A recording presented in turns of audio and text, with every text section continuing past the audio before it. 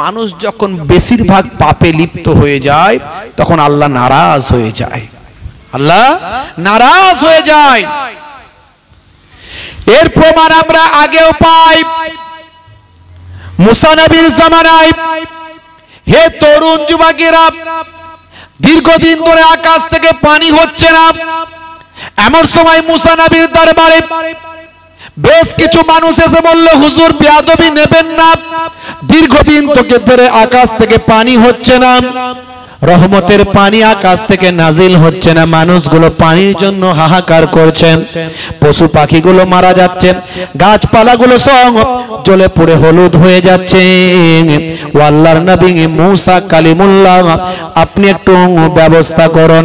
হযরতে মুসা কালিমুল্লাহ তার ভক্ত শিষ্যদের নিয়ে বললেন, চলো চলো একটু ময়দানে গিয়ে ইস্তেসকার নামাজ পড়ে আল্লাহর দরবারে মোনাজাত করি। বন্ধুরা আমার, তরুণ যুবকেরা আমার, হে আমার মুরব্বিয়ানেরা, হে যুবকেরা, মুসা নবী আল্লাহর দরবারে মোনাজাতের জন্য, নামাজের জন্য ময়দানে গেলেন। ভক্ত ভালোবাসার মানুষদের নিয়ে 2 রাকাত নামাজ পড়লেন। ইস্তেসকার নামাজটা আদায় করে সালাম ফিরিয়ে আল্লাহ তাআলার দরবারে দোয়া চাইলেন। মুসা নবীর সঙ্গে আল্লাহ তাআলার কথা হতো, কথা ঠিক না ভুল? এর জন্য মুসা নবীকে বলা হয় কালিমুল্লাহ। মুসা নবীকে কি বলা হয়? কালিমুল্লাহ, আল্লাহর সঙ্গে কথা বলেন। হে তরুণ যুবকেরা, ইব্রাহিম নবীকে বলা হয় খলিলুল্লাহ। খলিল মানেও বন্ধু। ইব্রাহিম নবী আল্লাহর বন্ধু। হযরতে ঈসা নবীকে বলা হয় রূহুল্লাহ। আদম নবীকে বলা হয় সাফিউল্লাহ। হে তরুণ যুবকেরা, আর আমার আপনার নবীকে বলা হয় হাবিবুল্লাহ। হাবিব মানেও বন্ধু, খলিল মানেও বন্ধু, রাফিক মানেও বন্ধু। কিন্তু হাবিব বন্ধু আর রাফিক বন্ধু, হাবিব বন্ধু আর খলিল বন্ধু, এর মধ্যে অনেক পার্থক্য আছে।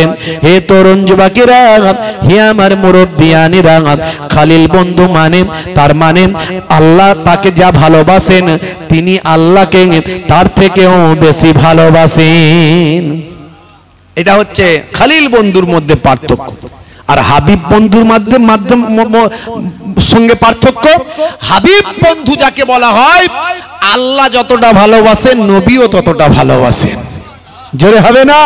তাহলে আমার নবীর সঙ্গে অন্য নবীদের পার্থক্য এটা। আমার নবী হলেন হাবিবুল্লাহ। হে তরুণ যুবকেরা, হে আমার বন্ধুরা, হে মুরব্বিয়ানেরা, শুনে রেখে দিন বাবা, হযরতে মুসা কালিমুল্লাহ এমন সময় আল্লাহ তাআলার সঙ্গে কথা বলতে লাগলেন, দোয়া চাইতে লাগলেন, আল্লাহ আমার উম্মতদের মাঝখানে তুমি পানি দাও। দীর্ঘদিন ধরে পানি দাও না আল্লাহ, কেন? পানি না হওয়ার কারণে আমার উম্মতেরা পানির জন্য পেরেশান আছে। আকাশ থেকে পানি না হওয়ার কারণে পশু পাখি সব মারা যাচ্ছে, গাছপালাগুলো সব শুকিয়ে হলুদ হয়ে গেছে, খাদ্যের অভাব দেখা দিয়েছে, খরা দেখা দিয়েছে, মানুষগুলো পানির জন্য হাহুতাশ করছে। আমার আল্লাহ তুমি পানি দাও। মুসা নবী যত পানির জন্য দোয়া করেন, আমার আল্লাহ তত রৌদ্র সূর্যের তাপকে আরো বাড়িয়ে দেন। সূর্যের তাপ আরো বেড়ে যাচ্ছে। মুসা নবী বলছেন, আল্লাহ এটা কেমন কথা? আমাকে তো আপনি নবী বানিয়েছেন, পয়গম্বর বানিয়েছেন, আমার সঙ্গে কথা বলেন, আমার এত সম্মান দিয়েছেন, আর আমি এত মানুষকে নিয়ে আপনার কাছে দোয়া চাইছি, আপনি দোয়া কবুল করা তো দূরের কথা, আমি যত দোয়া চাইছি যত সূর্যের তাপ আরো বাড়িয়ে দিচ্ছেন। আমি বলছি মেঘ দাও, পানি দাও, আর আপনি বলছেন রোদ নাও, সূর্যের তাপ নাও। এটা কেমন কথা? আমার সম্মান কিছু থাকবে? আল্লাহ আমার সম্মান কিছু থাকবে? আল্লাহ বলছেন, হে নবী মুসা শোনো, তোমার ওই নামাজীদের ভিতরে এমন একজন ব্যক্তি আছে যে 40টা বছর আমি আল্লাহকে ডাকে না, 40টা বছর ধরে আমি আল্লাহকে স্মরণ করে না, আমি আল্লাহর একদিনের ইবাদত করে না। ওই ব্যক্তি যতক্ষণ তোমার নামাজীদের লাইনে থাকবে, তোমার দোয়া আমি আল্লাহ কবুল করব না। মুসা নবী এমনি রাগী মানুষ, কথা ঠিক না বল, এমনি রাগী মানুষ। মুসা নবী যখন জানতে পেরে গেলেন যে এর ভিতরে একজন লোক আছে, মুসা নবী দাঁড়িয়ে উঠে, কে আছো বেরিয়ে যাও। এরকম লোক আছে না নাই বলেন? এই জলসার মজলিসে মাতাল এসেও বসে, মাঝে মাঝে বসে না, বসে না কি জি? সারা জীবন ধরে এক ওয়াক্তের নামাজ পড়ে না, কিন্তু জলসার মজলিসে বসে থাকে। তাহলে আল্লাহ সেই মজলিসের দোয়া কবুল করবে তো? করবে। আমার নবীর জন্য সব ছাড়, জোরে বলেন সুবহানাল্লাহ। আমার নবীর জন্য উম্মতে মুহাম্মাদির সব ছাড়, জোরে বলেন সুবহানাল্লাহ। খালি যদি আমরা একটু ভালো কাজ করতে পারি, আমার নবীর খাতিরে আমাদের জীবনে জিন্দেগির গুনাহগুলোকে আল্লাহ মাফ করে দেবেন। একবার তওবা করতে হবে অন্তর থেকে। ইয়া আইয়ুহাল্লাযীনা আমানু তুবু ইলাল্লাহি তাওবাতান নাসুহা, অন্তর থেকে একবার তওবা করতে হবে, জীবনের সব গুনাহ আল্লাহ মাফ করে দেবেন। কিন্তু সেটুকুও করতে পাচ্ছি না আমরা সেটুকুও নবীর নির্দেশ মানতে পারছি না। হে তরুণ যুবকেরা, হে আমার বন্ধুরা, এমন সময় মুসা কালিমুল্লাহ উঠে দাঁড়ালেন, দাঁড়িয়ে বললেন, কে আছো বেরিয়ে যাও। 40 বছর আল্লাহকে ডাকো না, আল্লাহর নামে একবারও ইবাদত করো না, 40 বছর ধরে আল্লাহর ইবাদত বন্দেগী করো না, যাও বেরিয়ে যাও, বেরিয়ে যাও। তোমার জন্য আকাশ থেকে পানি হচ্ছে না, আল্লাহ দোয়া কবুল করছে না। হে তরুণ যুবকেরা, এমন সময় দেখতে পাওয়া যায় যে ব্যক্তি ছিল সে উঠে বেরিয়ে পালাবে না, মাথাটা নিচু করে নেবে। কি করবে? পালাবে না মাথা নিচু করে নেবে? যদি উঠে বেরিয়ে পালায়, লোকে তো চিনতে পেরে যাবে যে ও বেটাই তাহলে ওই লোক। তাহলে তারা সমাজে টেকা যাবে? হ্যাঁ, লোকে সবাই মার্ক করে ফেলবে। বন্ধুরা আমার, তরুণ যুবকেরা আমার, সে মাথা নিচু করে নিল। মুসা নবী বেশ কয়েকবার বললেন, সে আর কোনো মাথা উঁচু করছে না, মাথা নিচু করে বসে আছে। হে তরুণ যুবকেরা, হে আমার মুরব্বিয়ানেরা, মুসা নবী বলছেন, কে আছো বেরিয়ে যাও। কয়েকবার বলতে না বলতে তাকে যখন বলছেন বেরিয়ে যাও, এমন সময় আকাশ থেকে কালো মেঘ হয়ে গেল, ঝরঝর ঝরঝর করে অফুরন্ত পানি বর্ষণ হলো। মুসা নবী বলে, আল্লাহ এটা কেমন কথা? এই মাত্র তুমি বললে একজন মানুষ আছে যে 40টা বছর ধরে তোমাকে ডাকেনি, সে যতক্ষণ থাকবে আকাশ থেকে পানি হবে না, আর আমি তাকে বেরিয়ে যেতে যখন বলছি তুমি তখন পানি দিলেন। বিষয়টা কি একটু খুলে বলো। হে তরুণ যুবকেরা, মুসা কালিমুল্লাহ বললেন, যার জন্য আমি পানি দিচ্ছিলাম না, এখন আমি তার জন্যই পানি দিলাম। মুসা নবী বললেন, আল্লাহ একটু ক্লিয়ার করে বললে বড় বুঝতে পারতাম। এমন সময় আল্লাহ বললেন যে ওই ব্যক্তি ছিল, সে সঙ্গে সঙ্গে তোমার কথা শুনে আমার কাছে ইস্তেগফার করলো, তওবা করলো, আমার কাছে গুনাহ মাফির জন্য কাঁদতে লাগলো। সে আমাকে বলতে লাগলো, আল্লাহ এই সময় যদি আমাকে বেরিয়ে যেতে হয়, দুনিয়ার মানুষের কাছে আমি মুখ দেখাতে পারবো না, আমার সম্মান নষ্ট হবে। হ্যাঁ, এটা সত্য, 40টা বছর ধরে তোমাকে আমি একবারও ডাকি না, তোমার ইবাদত বন্দেগী আমি একবারও করি না, কিন্তু আজকে আমি তোমার কাছে তওবা করছি, যদি তুমি আমার সম্মানটা বাঁচিয়ে দাও, তাহলে সারাটা জীবন ধরে আমি তোমার এবার ইবাদত শুরু করে দেব। আজকের দিনে তুমি আমাকে বাঁচিয়ে দাও মাবুদ। এই বলে সে কাঁদতে লাগলো। তার তওবাকে আমি আল্লাহ কবুল করে তৎক্ষণাৎ আকাশ থেকে পানি বর্ষণ করলাম। দেখেছেন বন্ধুরা আমার, তরুণ যুবকেরা আমার, মুসা নবীর জামানায় এমন ঘটনা ঘটেছিল, আর আমাদের নবীর আগমনের সময়তেও এমন ঘটনা ঘটেছিল। দীর্ঘদিন ধরে আকাশ থেকে পানি বর্ষণ হয় না। আরবের মানুষ যাকে তাকে যেটা সেটা খোদা বলতো, যা কিছু দেখতো একটু অন্যরকম সেটাই বলতো এটাই হলো খোদা, এটাই হলো স্রষ্টা। হে তরুণ যুবকেরা, তারা এক আল্লাহকে ভুলে গিয়েছিল, এক স্রষ্টা মাবুদকে তারা ভুলে গিয়েছিল। আরবের মানুষ মহান আল্লাহকে ত্যাগ করে দিয়ে বিভিন্ন ভাবে তারা অন্যায় অবিচার অত্যাচারে লিপ্ত হয়েছিল। কাবা শরীফের ভিতরে 360টা নিজস্ব খোদা তৈরি করেছিল। তারা নিজস্ব খোদা তৈরি করে নিজেরাই খোদা তৈরি করে এক একটা নাম দিয়েছিল। এটা হলো বিদ্যার খোদা, এটা হলো বুদ্ধির খোদা, এটা হলো পানির খোদা, এটা হলো রুজির খোদা। হে তরুণ যুবকেরা, আসলে তাদের একটা মাছি তাড়ানোর ক্ষমতা ছিল না। হে তরুণ যুবকেরা, আল্লাহ নারাজ হয়ে গিয়ে আরবের মানুষের উপর পানি বর্ষণ করা বন্ধ করেছিলেন। কিন্তু যেদিন আমার আপনার নবী মাতৃগর্ভে স্থান লাভ করেছিলেন, যে নবীকে পৃথিবীর শ্রেষ্ঠ নবী করবেন, যে নবীকে রাহমাতুল লিল আলামিন করবেন, সেই নবী যখন মাতৃগর্ভে স্থান লাভ পেল, আমার আল্লাহ আকাশের ওই পানি বর্ষণ করা ফারিস্তাকে নির্দেশ দিলেন, হে রহমতের ফারিস্তা, শুনে রেখে দাও, যে নবীর জন্য আমি অপেক্ষা করেছি সেই রাহমাতুল লিল আলামিন মাতৃগর্ভে স্থান লাভ করেছে। দাও দাও, আকাশ থেকে রহমতের পানিটা বর্ষণ করে দাও। আমি আল্লাহ তাআলা নির্দেশ করছি, আমি খুশি হয়ে গেছি। ফারিস্তারা খুশি হয়ে যাও, আর জামিনবাসীকে খুশি করার জন্য আকাশ থেকে অফুরন্ত রহমতের পানিটা বর্ষণ করে দাও। জোরে হবে না? হে তরুণ যুবকেরা, ওই বছরে সবচেয়ে বেশি আরবের জমিনে পানি হয়েছিল।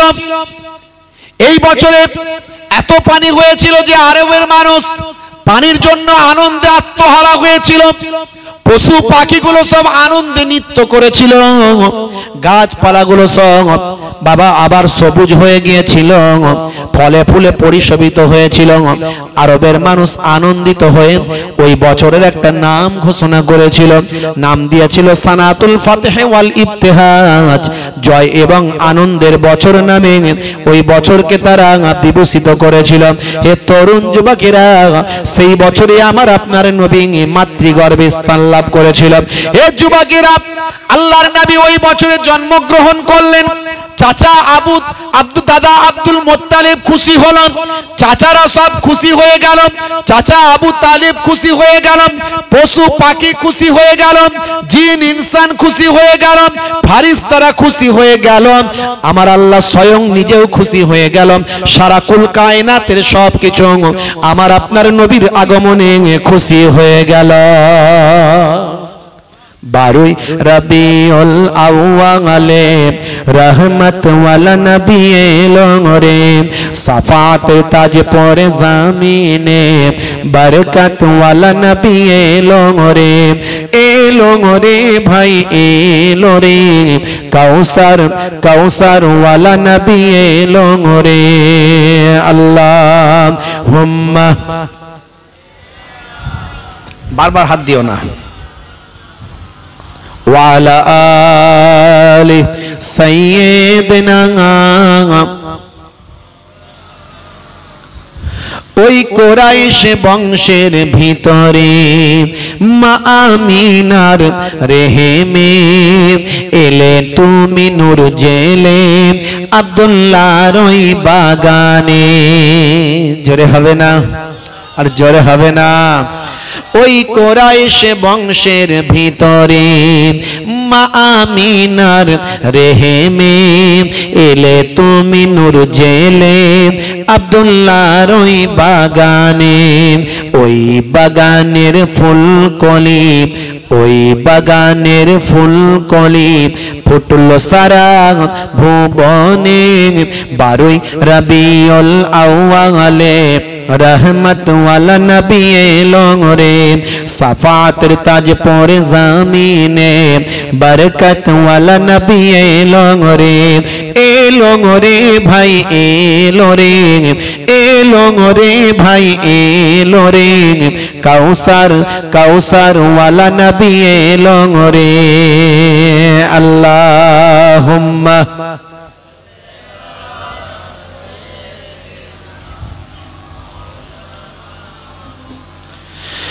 ওই রাত বলে ও গো প্রভু দাও না আমার মাঝেতে, দিন বলে ও গো প্রভু দাও না আমার বুকেতে। জোরে হবে না? আর জোরে হবে না সুবহানাল্লাহ।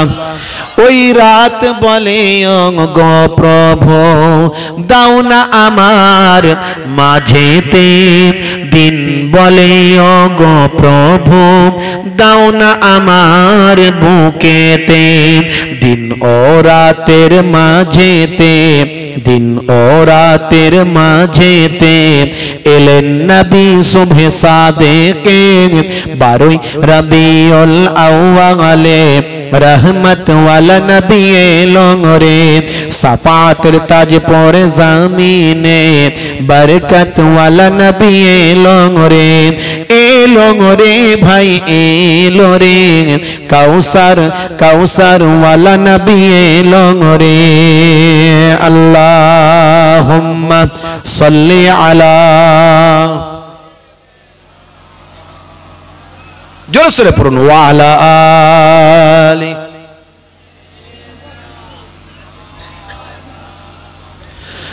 ওই আকাশ বাতাস চন্দ্র তারা খুশিতে তারা মেতেছে, আসমানের হুর ফারিস তারা দেখার তরে উকি মেরেছে। জোরে হবে না, আর জোরে হবে না। ওই আকাশ বাতাস চন্দ্র তারা খুশিতে তারা মেতেছে, আসমানের হুর ফারিস তারা দেখার তরে উকি মেরেছে। দাদু মুত্তালিব খুশি হয়ে, দাদু মুত্তালিব খুশি হয়ে মক্কাবাসীর দাওয়াত করেছে, 12 রবিউল আউয়ালে रहमत वाला नबी लोंगरे, सफातर ताज पर ज़मीने बरकत वाला नबी लोंगरे, ए लोंगरे भाई ए लोरे, कौसर कौसर वाला नबी लोंगरे। अल्लाहुम्मा सल्ली अला,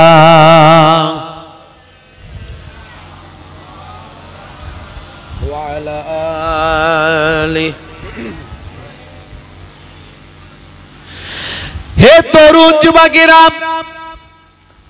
আমার আপনার নবী যেদিন পৃথিবীর জমিনে এসেছিলেন, সেদিন দাদা আব্দুল মুত্তালিব কাবা শরীফের উপর থেকে একটা আলো দেখেছিলেন। হে তরুণ যুবকেরা, যে আলোটা সারা আকাশকে আলোকিত করেছিল, যে আলোটা সারা জমিনকে আলোকিত করেছিল, সারা পৃথিবীতে একটা আলোর ছটা চমকেছিল, যেন মনে হচ্ছে কোন একটা আনন্দের আলো সারা পৃথিবীকে আলোকিত করছেন। হযরতে দাদা আব্দুল মুত্তালিব অবাক হয়ে গেলেন। তিনি চিন্তা করলেন এই আলোটা কোথা থেকে আসছে।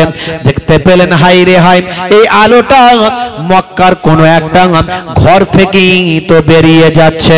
ভালো করে লক্ষ্য করলেন, হাই রে হাই, এই আলোটা আমার ঘর থেকেই বের হচ্ছে। জোরে হবে না?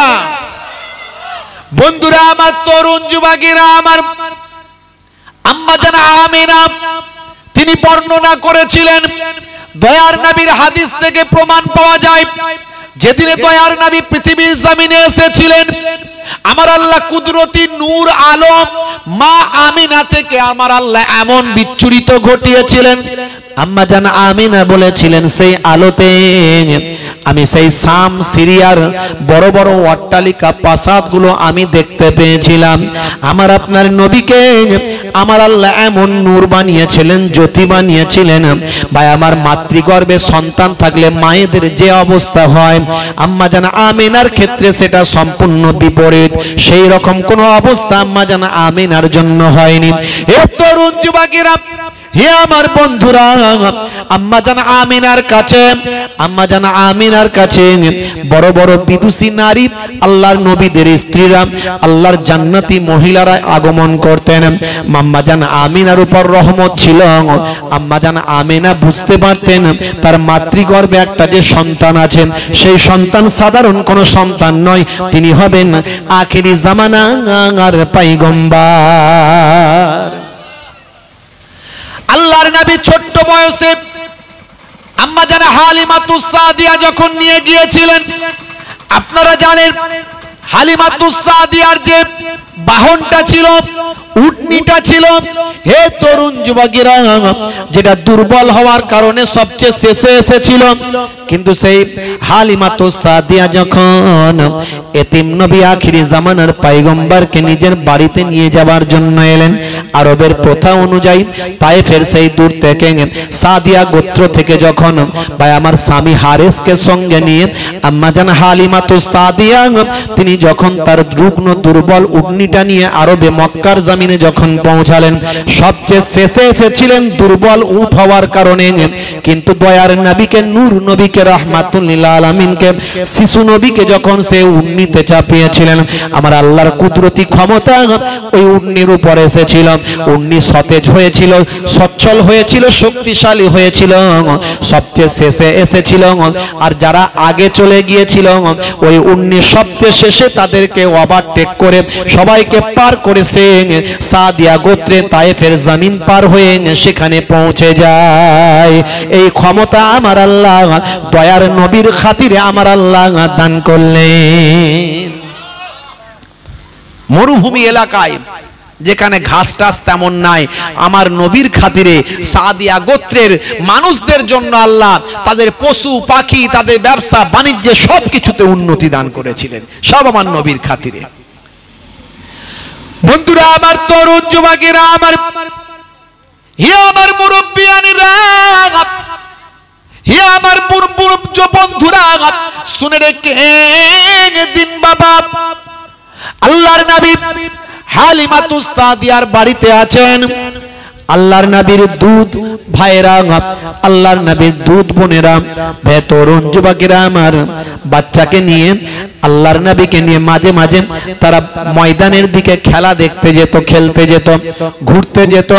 হে তরুণ যুবকেরা, আম্মা জান হালিমাতুস সাদিয়া বারবার বলতেন, না নিয়ে যাবে না তোমাদের দুধ ভাইকে, তোমাদের দুধ ভাই সাধারণ কোনো মানুষ নয়, সাধারণ কোনো বাচ্চা নয়, আমি তার সম্পর্কে অনেক ঘটনা দেখতে পাই।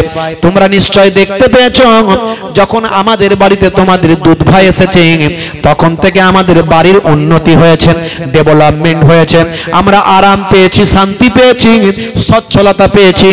শুধু আমরা নয়, তামাম গোত্র, তামাম কম, আমাদের এলাকার মানুষের সবাইয়ের উপকার হয়েছে।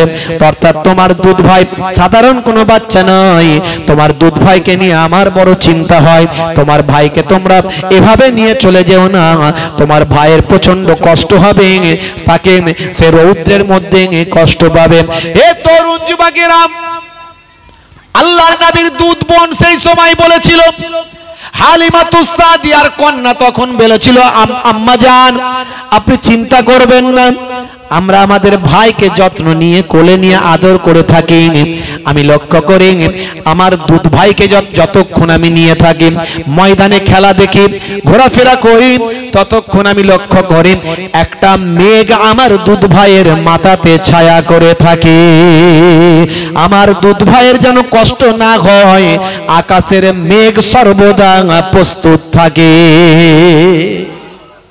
আমার আপনার নবীকে আল্লাহ কি মর্যাদা দিয়েছিলেন, কি সম্মান দিয়েছিলেন। সেই নবীকে যদি কেউ কষ্ট দেয়, আমার আল্লাহ স্বয়ং নারাজ হয়ে যান, তার দুনিয়াও বরবাদ, আখেরাতেও বরবাদ। আল্লাহর নবীর এই জন্মের মাস আসে, বলে নবীর জন্মের কথা বলো কেন, বলে না কিছু।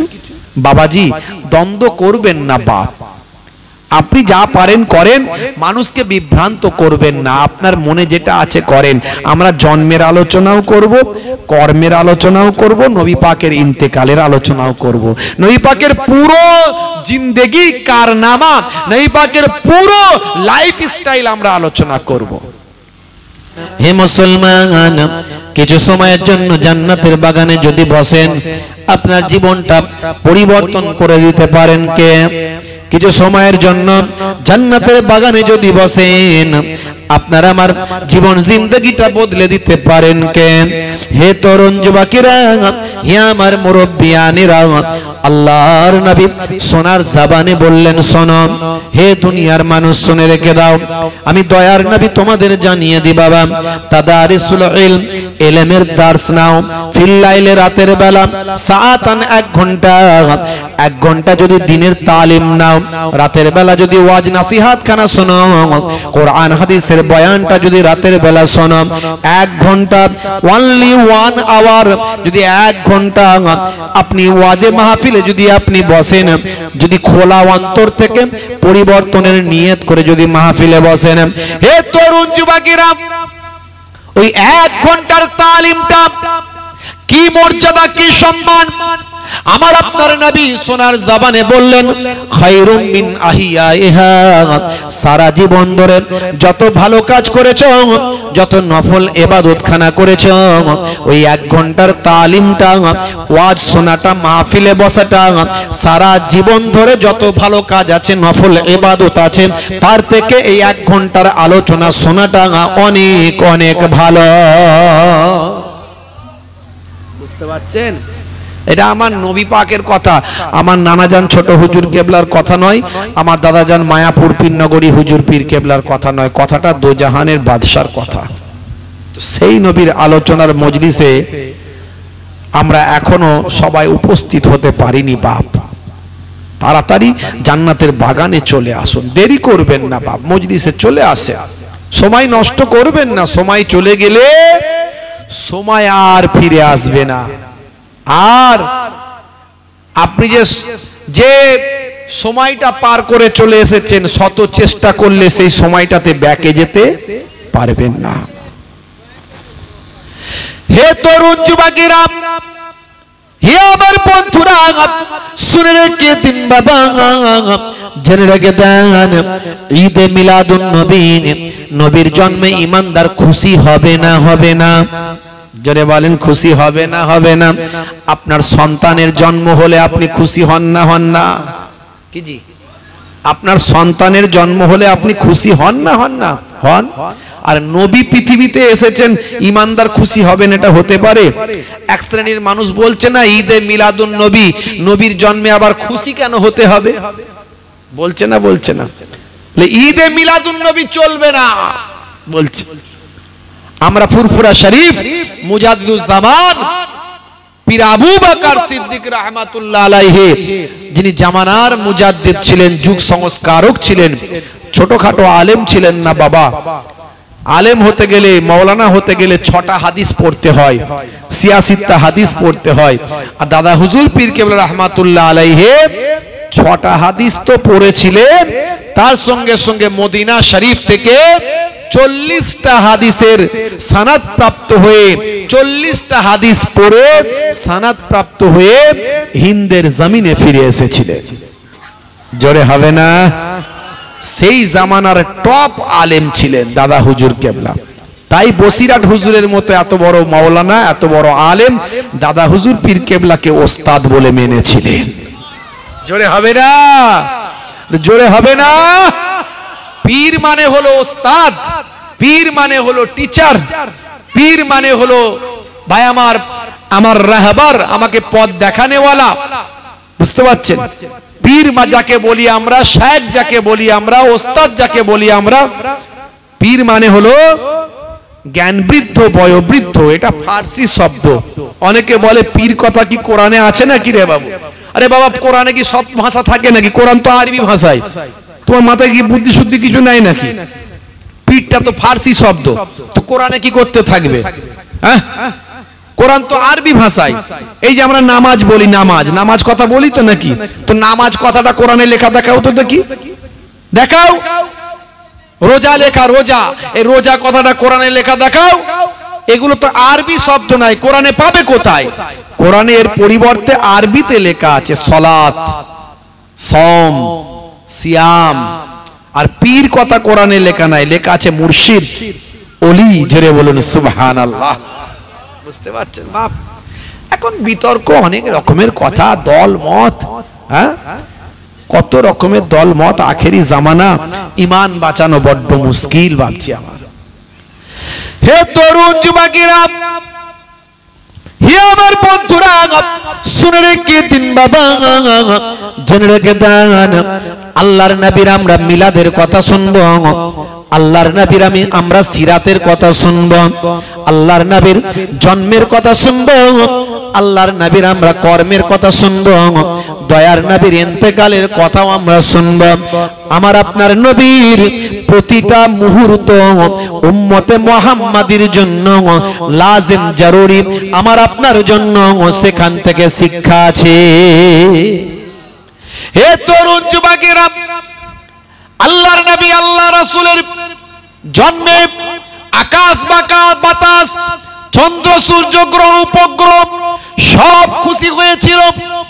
হে যুবকেরা, যে সময় আমার আপনার নবী পৃথিবীর জমিনে এসেছিলেন সে সময় পৃথিবীর মানুষ অরাজকতার মধ্যে ছিল, আইয়ামে জাহিলিয়াতের মধ্যে ছিল, কুসংস্কারাচ্ছন্ন যুগের মধ্যে ছিল। আরবের মানুষ তখন অনাচার অত্যাচার পাপাচারে লিপ্ত ছিল। আসলে তাদের গাইডলাইন দেওয়ার মতো, তাদের পথ দেখানোর মতো কোনো মানুষ পৃথিবীতে আসে নাই। হে তরুণ যুবকেরা, হযরতে ঈসা রূহুল্লাহ বাবা আকাশে চলে গেছেন, হযরতে ঈসা নবী পৃথিবী ছেড়ে আকাশে গেছেন, আর আমার আপনার নবী পৃথিবীর জমিনে এসেছেন।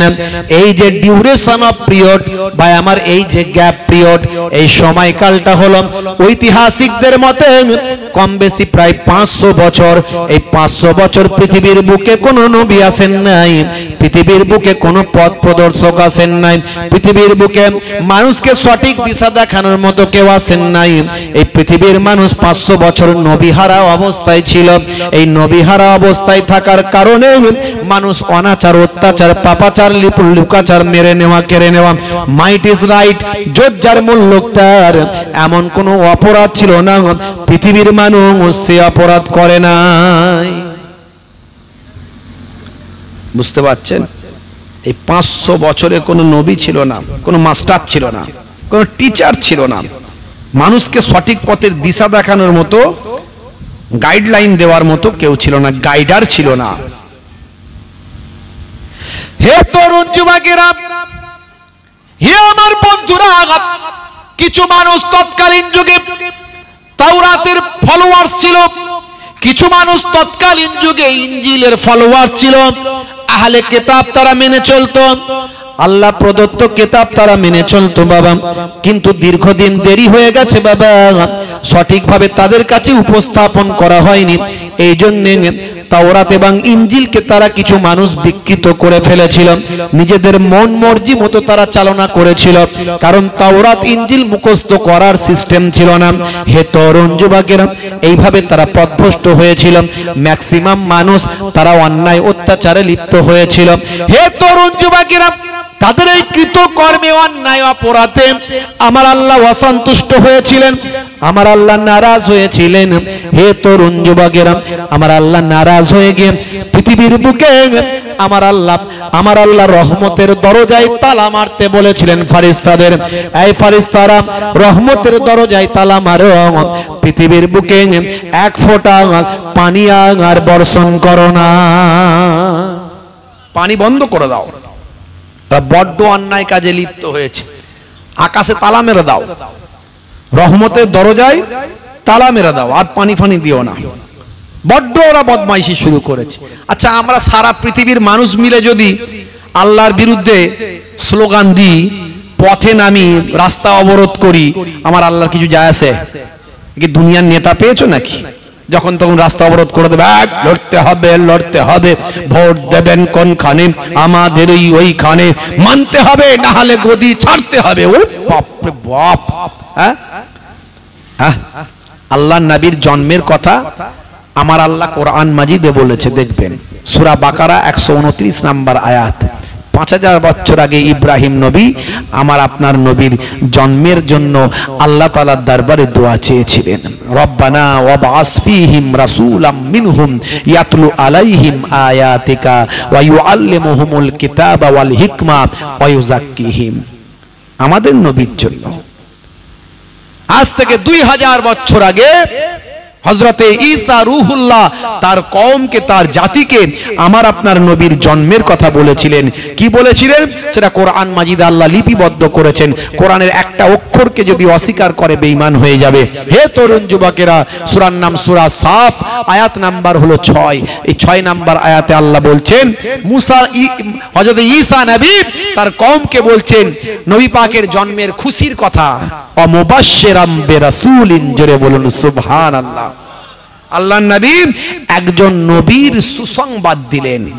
ঈসা নবী একজন নবীর সুসংবাদ দিলেন, আগমনী সংবাদ, সুসংবাদ। মুবাশশিরাম কথাটা বলা হয়েছে, সুসংবাদ দিলেন। অমুবাশশিরাম বিরাসূলিন, একজন রাসূলের সুসংবাদ দিলেন। দিয়ে কি বললেন, শোনো আমার পরে একজন নবীর জন্ম হবে, ইয়াতি মিন বাদ ইসমুহু আহমদ, আমার পরে একজন নবী আসবেন যার নাম হবে আহমদ। জোরে বলুন সুবহানাল্লাহ। নবীর জন্মের কথা কোরআনে আছে। কিছু মানুষ বলে নবীর জন্মের কথা পেলে কোথা? হ্যাঁ, হে তরুণ যুবকেরা, হে আমার বন্ধুরা, হে আমার মুরব্বিয়ানিরা, শুনে রেখে দিন বাবা, আমার নবীর সামনে যদি কেউ বেয়াদবি করে তার দুনিয়াতেও বরবাদ হবে, আখিরাতেও বরবাদ হবে। আল্লাহ নবীর রওজা মুবারকের উপরে কোরআন মাজিদের আয়াতটা লেখা আছে, ইয়া আইয়ুহাল্লাযীনা আমানু লা তারফাউ আসওয়াতাকুম ফাওকা সাউতিন নবী। সাবধান হে ঈমানদারেরা, তোমরা যখন কথা বলবে, একে অপরের সঙ্গে যখন বাতচিত করবে, গুফতাগু করবে, মুকালেমাত করবে, কনভারসেশন করবে, তোমাদের আওয়াজটা যেন আমার নবীর আওয়াজের থেকে জোরে না হয়ে যায়। যদি তোমাদের আওয়াজটা যদি আমার নবীর আওয়াজের থেকে জোরে হয়, আমি আল্লাহ বলছি শুনে রেখে দাও। ওই আয়াতের শেষের দিকে বলা হয়েছে, আনতাহাবাতা আমালুকুম ওয়া আনতুম লা তাশউরুন, তোমাদের আমলগুলো কোনটা দিয়ে বেরিয়ে যাবে টের পাবে না, বুঝতে পারবে না। নবীর শানে সামান্য বেয়াদবি আল্লাহ সহ্য করবেন না। তাই আল্লাহর নবীর শানে যখন কথা বলবেন, সম্মানের সঙ্গে কথা বলতে হবে, আদবের সঙ্গে কথা বলতে হবে। বন্ধুরা আমার, তরুণ যুবকেরা আমার, আল্লাহর নবী ছোট বয়স, বড় ক্ষুধা লেগেছে হাঁটতে হাঁটতে। চাচা আবু জাহিলের খাজুরের বাগানে খাজুর প্যাকেট হচ্ছে, খাজুরের বাগানে খাজুর প্যাকেট করা হচ্ছে, চাচা আবু জাহিলের খাজুরের বাগান।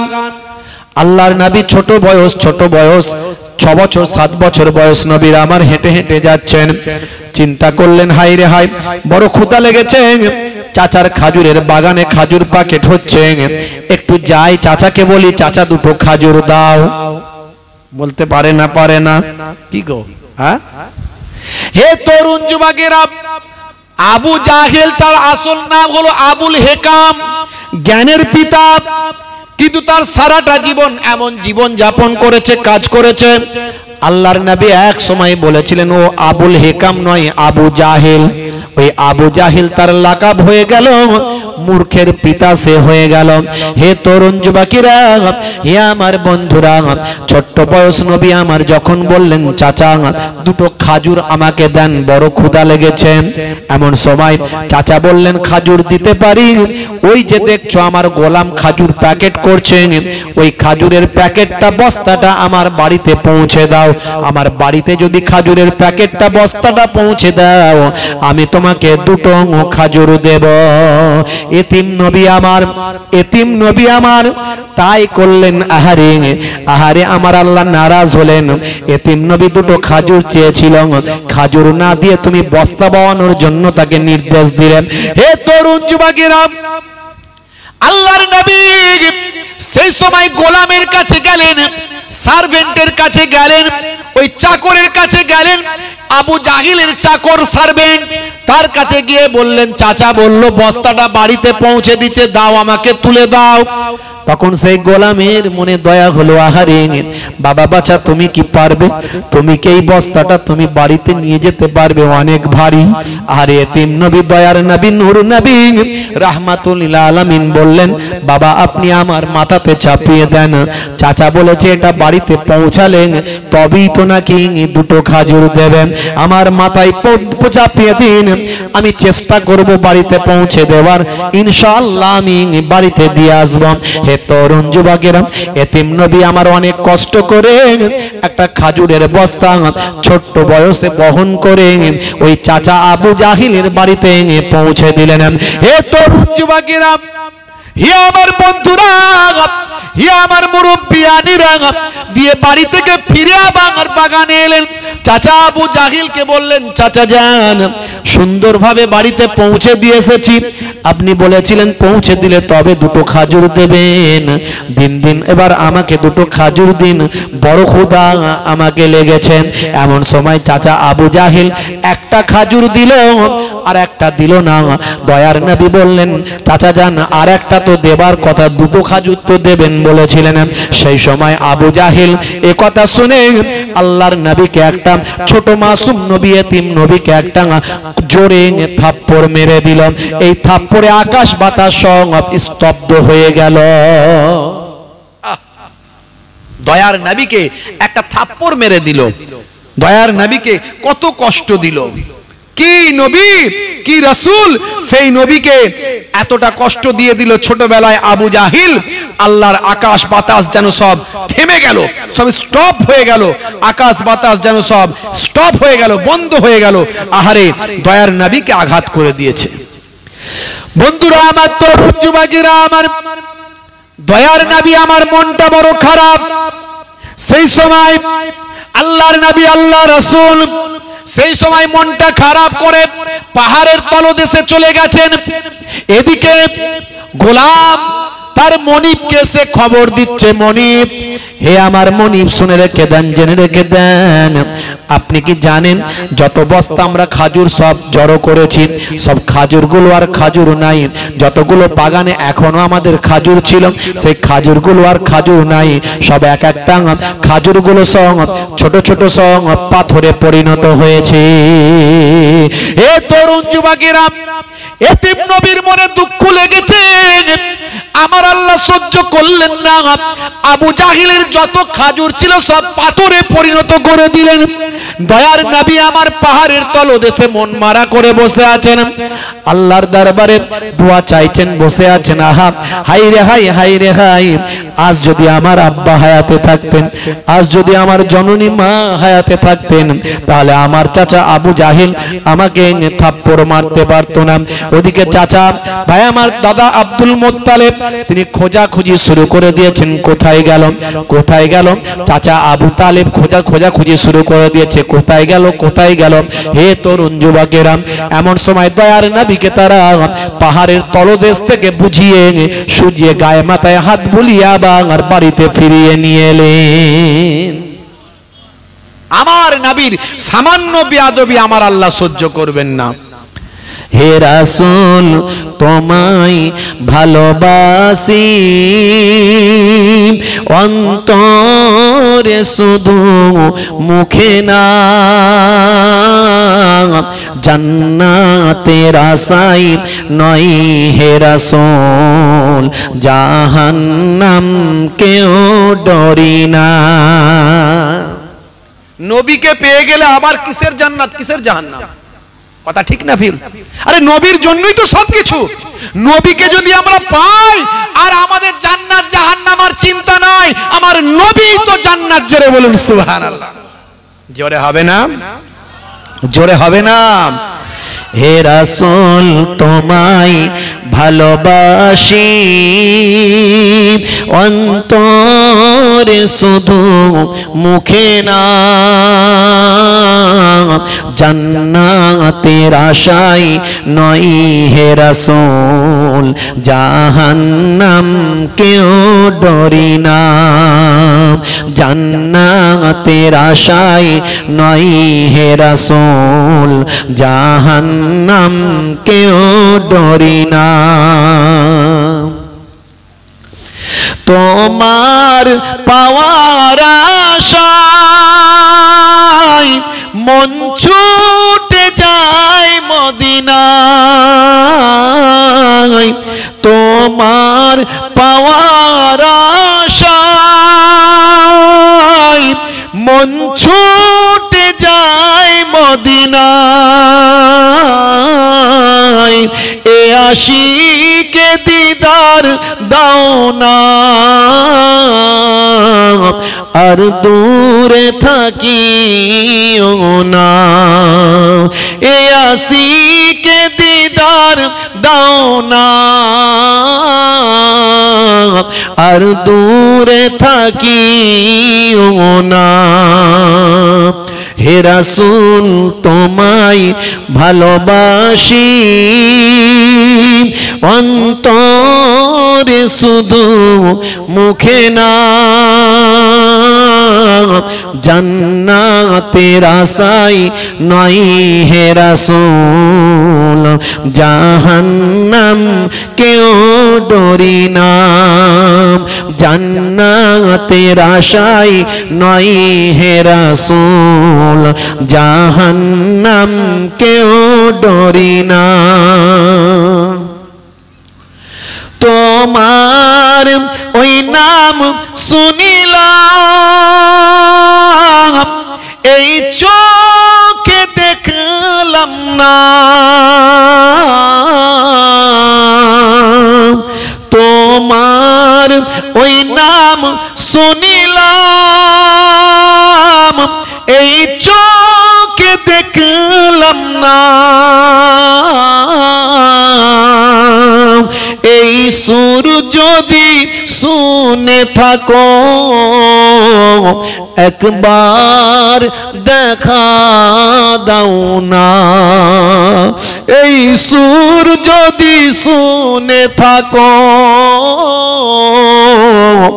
একবার দেখা দাও না হে রাসূল তোমায় ভালোবাসি অন্তরে শুধু মুখে না জান্নাতের আশায় নয় হে রাসূল জাহান্নাম কেউ ডরি না জান্নাতের আশায় নয় হে রাসূল জাহান্নাম কেউ ডরি না কত আশিক যায় মদিনায় তবরাও যায়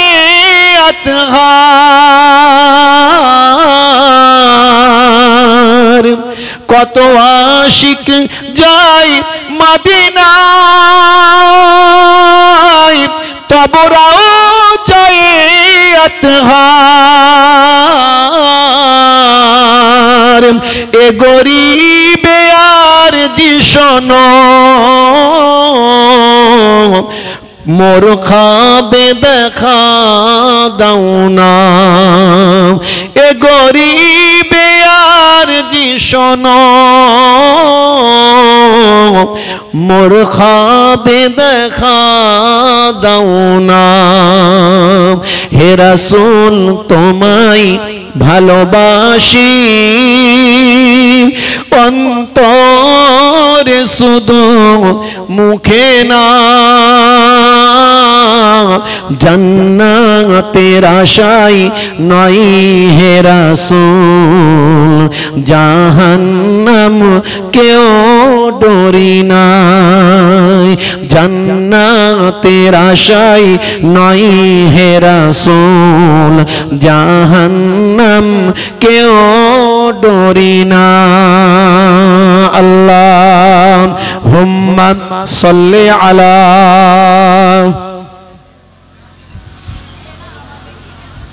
মাওলানা মাওলানা মুহাম্মদ ওয়া আলা আলি।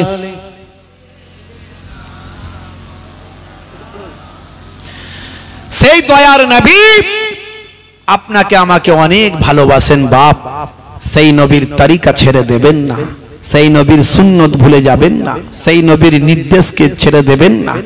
আজ বেঁচে আছেন, কাল থাকবেন না, কবে চলে যাবেন, কিন্তু সেই নবীর সুপারিশ সাফাতি ছাড়া কায়ামতে আর কারো সুপারিশ সাফাতি কাজে লাগবে না।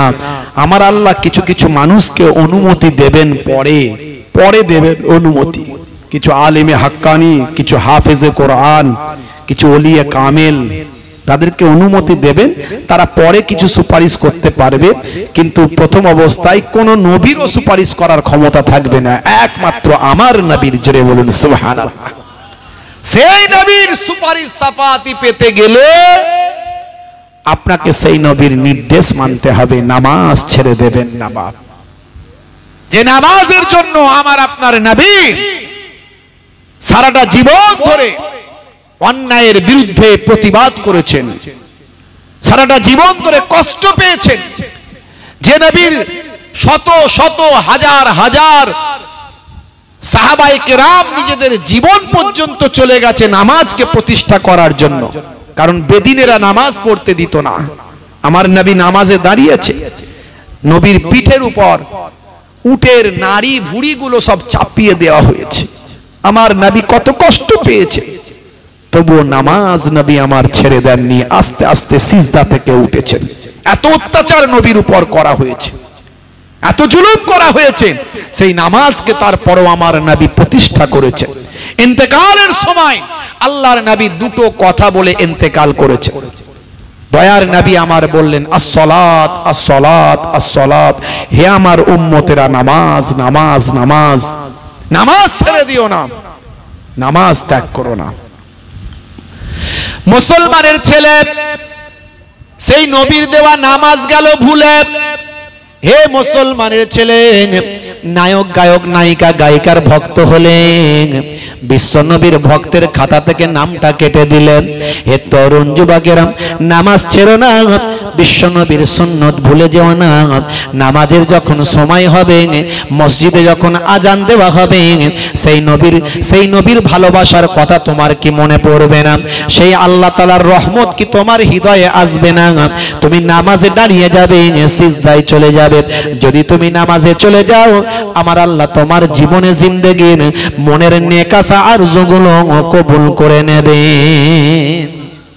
মুয়াজ্জিনকে দিয়ে আল্লাহ বারবার বলাচ্ছেন, হে মুয়াজ্জিন বলে দাও, মুয়াজ্জিন বলে দাও, যদি নামাজে আসে আমি আল্লাহ তাকে কামিয়াবি দান করে দেব। যদি কেউ নামাজে আসে আমি আল্লাহ তার দোয়াকে কবুল করে নেব। মুয়াজ্জিন বারবার বলে দিচ্ছে, কিন্তু আমরা সেই নামাজ ঠিক মতো পড়ি না। মুয়াজ্জিন আযানের সময় বলে, হাইয়া আলাস সালাত, এসো নামাজের দিকে এসো, নামাজের দিকে এসো। নামাজে এলে কি হবে? হে মুয়াজ্জিন বলে দাও, নামাজে এলে আমি আল্লাহ কি তাকে দেব? মুয়াজ্জিন তখন বলে, কি বলে? হাইয়া আলাল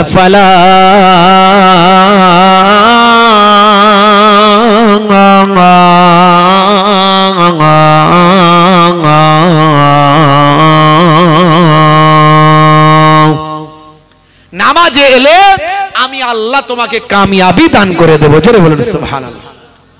যদি তুমি কামিয়াবি পেতে চাও তাহলে নামাজে এসে সিজদায় দাঁড়াও। হে তরুণ যুবকেরা, যদি তুমি সফলতা পেতে চাও নামাজে এসে সিজদায় দাঁড়াও। যদি তুমি চাকরিতে প্রমোশন পেতে চাও নামাজে এসে সিজদায় আমি আল্লাহকে আমার কাছে আমার অফিসে নামটা লেখাও। যদি তুমি ফসলে বরকত পেতে চাও, সবজি ফসলে যদি তুমি কামিয়াবি পেতে চাও, চাষবাসে ডেভেলপমেন্ট করতে চাও, নামাজে এসে সিজদায় গিয়ে আমি আল্লাহর অফিসে নামটা লেখাও। যদি তুমি ব্যবসায় ডেভেলপমেন্ট করতে চাও তাহলে নামাজে এসে সিজদায় সিজদায় গিয়ে আমি আল্লাহর অফিসে নামটা লেখাও। যদি তুমি বিপদ মুক্ত হতে চাও, তাহলে আমি আল্লাহকে যদি জানাতে চাও, নামাজে এসে সিজদায় গিয়ে আমি আল্লাহর অফিসে নামটা লেখাও। একদিন, 2 দিন, 3 দিন, 4 দিন হোল্ড করতে করতে করতে করতে তুমি আমার কাছে তাকাতা করে যাও, আমার কাছে বারবার তাকাতা করো, আমার কাছে বলো, বলতে বলতে একটা সময় তোমার কথা আমি আল্লাহ কবুল করব, তোমার নিয়তটা কবুল করে তোমার ভাগ্যটা পরিবর্তন করে দেব। সবের অফিস আছে, আল্লাহর অফিস হলো নামাজে সিজদার জায়গা। সেই অফিসে যখন আপনি জানাবেন, পৃথিবীর কেউ জানবে না, শুধু আল্লাহ জানবে আর আপনি জানবেন। এই নামাজ ছেড়ে দিলে হবে না। বান্দা নামাজ পড়ো, আঁকড়ে ধরো, ছেড়ো না নামাজ এই জীবনে, করো না কাজা হবে যে সাজা, দোজখ ঠিকানা আখিরাতে, দোজখ ঠিকানা আখিরাতে। ফজর গেল ঘুমে ঘুমে, জোহর বেলাতে কাজ, আসর গেল তাসার আড্ডায়, মাগরিব হেলা ফেলায়। বান্দা নামাজ পড়ো, আঁকড়ে ধরো, ছেড়ো না নামাজ এই জীবনে, করো না কাজা হবে যে সাজা, দোজখ ঠিকানা আখিরাতে, দোজখ ঠিকানা আখিরাতে। এই আখিরাতে জাহান্নামের ঠিকানা থেকে আল্লাহ রাব্বুল আলামিন যেন আমাদের হেফাজত করুন। বলুন আল্লাহুম্মা আমিন, বলুন আল্লাহু আমিন। এই যে আমরা পীর বলি, ওলি বলি, যত যাই বলি, তারা কিন্তু নামাজ ছেড়ে দিয়ে কেউ ওলি হননি বাবা। হ্যাঁ, আমরা বড় পীর সাহেব বলি, খাজা গরিব নওয়াজ বলি, মাইনুদ্দিন চিশতি আজমিরি সঞ্জারি বলি, আমরা মুজাদ্দিদুজ জামান বলি, বড় হুজুর কেবলা, মেজলা হুজুর কেবলা, সেজলা হুজুর কেবলা, ন হুজুর কেবলা, ছোট হুজুর পীর কেবলা, আল্লাহর ওলি বলি, আমরা বসিরাট আল্লামা হুজুর বলি, আমরা পীরনগরী হুজুর বলি, যত আল্লাহর ওলি বলি, সবাই নামাজ পড়ে আল্লাহর ওলি হয়েছে। জোরে বলুন সুবহানাল্লাহ। নামাজি হয়ে যান। সেই নবীর সুন্নতকে আমল করুন, সেই নবীর সুন্নতকে আঁকড়ে ধরুন। সেই সুন্নত আপনাকে আপনাকে কবরের আযাব থেকে বাঁচিয়ে দেবে। আমার নবীর সুন্নতের কথা আমি অনেক বলেছি। ইন্টারনেট সার্চ করবেন, আমার 20-25 হাজার বক্তব্য আছে, একটা দুটো নয়। আমি সেখানে একটা করে সুন্নত গুলোকে বলেছি, আল্লাহর নির্দেশগুলোকে বলেছি। আমি বলার চেষ্টা করেছি কোরআনে যা বলা হয়েছে একটাও অবৈজ্ঞানিক কথা কোরআনে বলা হয়নি, হাদিসে যা বলা হয়েছে একটাও অবৈজ্ঞানিক কথা বলা হয়নি। নামাজের কথা কোরআনে আছে, স্বাস্থ্য বিশেষজ্ঞরা বলছে নামাজের থেকে ভালো ব্যায়াম আর কি হতে পারে। রোজার কথা কোরআনে আছে, স্বাস্থ্য বিশেষজ্ঞরা বলছে রোজা হলো অটোফেজি, এই দীর্ঘ সময় শুকিয়ে থাকার কারণে আমাদের সজীব কোষগুলো নির্জীব নিষ্ক্রিয় কোষগুলোকে খেয়ে শরীরকে তরতাজা করছে, ক্যান্সারের মতো জীবাণু নষ্ট হয়ে যাচ্ছে। রোজা রাখলে ক্যান্সারের মতো জীবাণু পর্যন্ত প্রতিরোধ হয়ে যায়। যা ইসলামে বলা হয়েছে, ডান দিকে কাত হয়ে ঘুমাতে নবী বলেছেন। স্বাস্থ্য বিশেষজ্ঞরা বলছে বাম দিকে হার্ট থাকে, হার্টে প্রেসার পড়লে ব্লাড সার্কুলেশনে সমস্যা হতে পারে, তাই ডান দিকে কাত হয়ে ঘুমানো উচিত। 1450 বছর আগে আল্লাহর নবীর কথাগুলোকে আজকের যুগেও স্বাস্থ্য বিশেষজ্ঞরা, বিজ্ঞানীরা প্রমোট করছে। জোরে বলুন সুবহানাল্লাহ। বন্ধুরা আমার, কত কথা বলবো, কত এরকম উদাহরণ দেবো, অনেক উদাহরণ দিয়েছি। নবীর সুন্নত ভুলে যাবেন না। যখন খাবেন চেটে পুচে খাবেন, খাবার নষ্ট করবেন না, নবীর কথা। আর আজকে মানুষ বলছে খাদ্যের অপচয় করো না, এখন মানুষ বলছে খাদ্যের অপচয় করো না। পৃথিবীর একটা বড় অংশের মানুষ অনাহারে দিন কাটায়, আর আপনি খাদ্যের অপচয় করছেন। হাই সোসাইটির মানুষ হয়েছেন। 1450 বছর আগে নবী বলছেন তোমার যতটা ক্ষুধা লাগবে তুমি মনে করবে এতটা খেতে পারবে, সেই খাবারটাকে 3টে ভাগে ভাগ করে নেবে। 2 ভাগ খাবে না, 1 ভাগ খাবে। 1 ভাগ খাবার দেবে, 1 ভাগ পানি দেবে, এক ভাগ খাবারে ভর্তি করবে, এক ভাগ পানি খেয়ে ভর্তি করবে, আর এক ভাগ ফাঁকা রেখে দেবে। তাহলে তোমার হজম শক্তি ঠিকঠাক কাজ করবে। 1450 বছর আগে স্বাস্থ্য বিশেষজ্ঞ আমার নবী হলেন পৃথিবীর শ্রেষ্ঠ স্বাস্থ্য বিশেষজ্ঞ। তিনি আগেই থিওরি দিয়ে গেছেন এইভাবে খাওয়ার অভ্যাস করলে আপনার পেটের অসুখ অনেক কমে যাবে ইনশাআল্লাহ। দেখছেন আমার নবী কি বলেছেন? সেই নবী সুন্নত গুলোকে পালন করুন। সবচেয়ে বড় সুন্নত, যে সুন্নতটা কবরে গেলে দেখা যাবে, সেটা হলো মুখের দাড়ি। আমার ওয়াজ শুনে লোকে তো বলে, দূর বাবু এত ওয়াজ নাসিহাত করে লোকে হেদায়েত হচ্ছে না। অনেকে আমাকে প্রচুর মানুষ ফোন করে, হুজুর আপনার ওয়াজ শুনে আমি হেদায়েত হয়েছি। কেউ বলে আমি নামাজি হয়েছি, কেউ বলে আমি নেশামুক্ত জীবন যাপন করছি, কেউ বলে আমি দাড়িওয়ালা হয়েছি, কেউ বলে আমি সুন্নত মেনে চলছি, কেউ বলে আমার চরিত্রকে বদলে ফেলেছি, মানুষের সঙ্গে ভালো ব্যবহার করি। আমাকে আজকে হিন্দু, মুসলিম, খ্রিস্টান, জৈন, বৌদ্ধ সবাই আমাকে স্যালুট করে, রেসপেক্ট করে। আমি বললাম, হ্যাঁ, তুমি যদি নবীর আদর্শে নিজের জীবনকে গড়তে পারো, তোমাকে সবাই স্যালুট করবে, দুনিয়াতেও কামিয়াবি পাবে, আখিরাতেও কামিয়াবি পাবে। সেই নবীর সুন্নত হলো মুখের দাড়ি।